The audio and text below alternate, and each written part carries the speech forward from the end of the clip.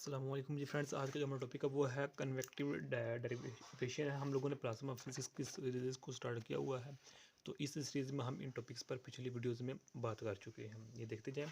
तो आज की जो हमारे पास वीडियो है वो वीडियो नंबर 6 है। इसका ए पार्ट है द कन्वेक्टिव डेरिवेशन। तो आज इसको स्टार्ट करते हैं। बिस्मिल्लाहिर्रहमानिर्रहीम सल्लल्लाहु अला मुहम्मद सल्लल्लाहु अलैहि वसल्लम।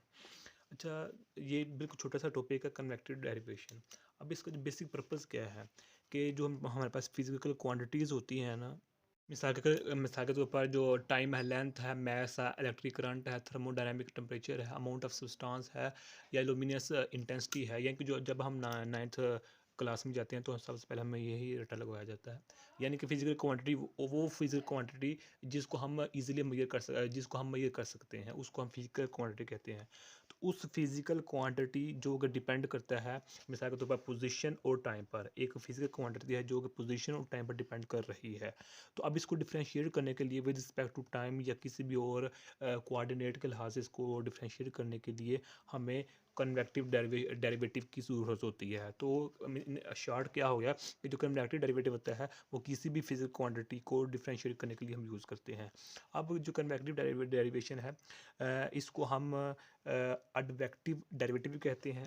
एडवेक्टिव एडवेक्टिव डेरिवेटिव भी कहते हैं, इसको हम सब्स्टिट्यूटिव डेरिवेटिव भी कहते हैं, और या इसको हम मटेरियल डेरिवेटिव भी कहते हैं। इसके चार नाम है, एक कन्वेक्टिव डेरिवेटिव, एक एडवेक्टिव डेरिवेटिव, एक हमारे पास सब्सटेंटिव डेरिवेटिव, और एक मटेरियल डेरिवेटिव। इसी ये चार नेम है एक ही टॉपिक है। तो अब इसको हम प्लाज्मा फिजिक्स में यूज़ करते हैं, क्लासिकल मैकेनिक्स में यूज़ करते हैं, इसको हम as well as fluid mechanics में भी इसको हम यूज़ करते हैं। तो अब हम सपोज करते हैं हमारे पास कोई जी है जो एक्चुअली एफ है, हमारे पास एफ की हमारे पास फंक्शन है। ओके, तो फिजिकल क्वांटिटी है, ये फिजिकल फंक्शन है जो कि डिपेंड कर रहा है किस पर, एफ है, और ये डिपेंड कर रहा है एक्स पर और टाइम पर, यानी कि पोजीशन और टाइम पर डिपेंड कर रहा है हमारे पास। तो अब ये अगर हम इसको डिफरेंशिएट करेंगे, तो जब इसको हम डिफरेंशिएट करेंगे विद रिस्पेक्ट टू टाइम के लिहाज के, तो हम इसको इस तरह लिखेंगे। हमारे पास क्या है, partial T over partial T plus G over X partial X over T.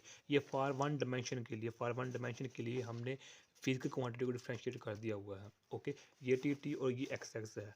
अगर इसको हम कंबाइन करके इस तरह लिख, इसको हम ओपन करेंगे तो इस तरह लिख सकते हैं। इससे हम थ्री डायमेंशन के लिए भी यूज़ कर सकते हैं। सपोज करते हैं हमारे पास जी फंक्शन है जो कि एक्स पर भी डिपेंड कर रहा है, वाई पर भी, और जी पर भी डिपेंड करेंगे। ये थ्री एक्सिस में है, थ्री डायमेंशन में है।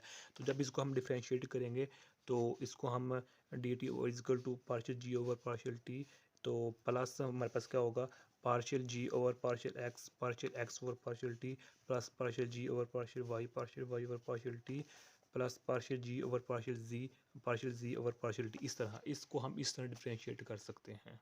अच्छा, यहाँ ये है कि इधर हम पार्शियल भी लिख सकते हैं और डी भी लिख सकते हैं, क्योंकि लेफ्ट साइड पर बराबर क्वांटिटी है, तो इधर हम डी भी लिख सकते हैं, पार्शियल भी लिख सकते हैं। इसमें कोई मजाक वाली बात नहीं है। तो ये मेरे पास partial G over partial T वैसे का वैसे ही रहेगा। तो अब हम क्या करेंगे, partial G over partial x वैसे का वैसे रहेगा। अब partial X over partial T है, तो इसको हम मैं म्यू यू एक्स लिख सकता हूँ। Partial G over partial Y है, इसको मैं यू वाई लिख सकता हूँ। इसको पार्शियल जी ओवर पार्शियल जी है, इसको मैं यू जी लिख सकता हूँ। ओके, तो अब partial G over partial T है, तो इसमें से मैं क्या करूँगा, कॉमन निकाल लूँगा। ओके, यानी कि जो पार्शियल एक्स है, एक्स एक्स के लूँगा, यू वाई जे के लूँगा, और यू जी के लूँगा है। इसको और इसको मैं अलग कर लेता हूँ, partial G over partial x है। Okay, partial G over partial Y जे के लूँगा, पार्शियल जी ओवर पार्शियल जी के लूँगा। तो इसको जब हम कंबाइन करेंगे इस तरह लिखेंगे, इसको जब मैं ओपन करूँगा तो मैं इसको इस तरह लिख सकता हूँ। डन हो गया। तो लिहाजा इस partial G over partial T वैसे के वैसे ही रहेगा। तो अब इसको मैं इस तरह लिख सकता हूँ, म्यू डॉट डेल जी। ओके, यानी कि जो ये है इसको मैंने कंबाइन करके लिए सिंपल यू लिख दिया हुआ है। अब अगर मैं यहाँ से भी जी ख़त्म कर, तो यहाँ से भी जी, यहाँ से भी जी, इसको मुकामल बाहर निकाल लूँ। ओके, तो ये जी ये वाला अब ये किसके इक्वल है, ये मेरे पास डेल के इक्वल है, जो कि थ्री डायमेंशन में है। ओके, तो यहाँ जी क्या हमारे पास एक फंक्शन है, फिजिकल क्वांटिटी है जो कि डिपेंड कर रहा है पोजीशन और टाइम पर। तो लिहाजा इन सिंपल वर्ड्स हमारे पास क्या बन गई, g d over d t over partial T plus u del dot. यानी कि अगर इधर भी जी लगा दो, इधर भी जी लगा दूँ, इधर जी लगा दूँ, तो हमारे पास ये ऊपर वाली फॉर्म बन जाएगी। ओके, लेकिन मैं जी नहीं लगाऊंगा, इधर कोई भी फंक्शन हो सकता है, तो इसी को हम कहते हैं कन्वेक्टिव डेरिवेटिव होता है हमारे पास। डन हो गया।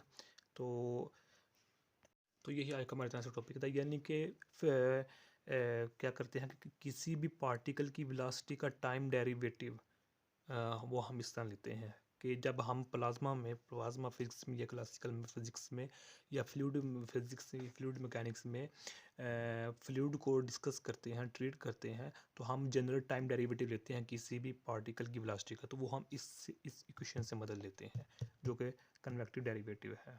ओके। तो यही आज हमारा टॉपिक था। तो नेक्स्ट वीडियो में हम फ्लूइड इक्वेशन ऑफ प्लाज्मा पर बात करने की कोशिश करेंगे। तब तक के लिए अल्लाह हाफ़िज़।